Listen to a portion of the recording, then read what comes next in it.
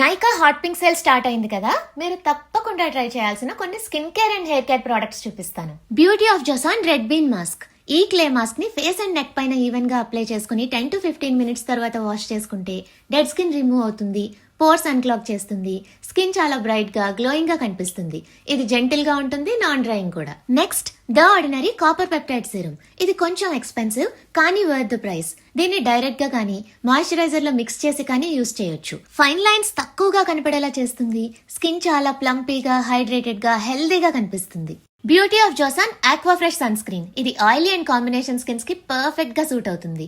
చాలా light weight, quick గా absorb అయిపోతుంది, నాన్ గ్రీజీ, అస్సలు స్టిక్కీగా అనిపించదు, వైట్ కాస్ట్ లేదు, స్కిన్ కు ఒక బ్యూటిఫుల్ డ్యూయీ ఫినిష్ ఇస్తుంది.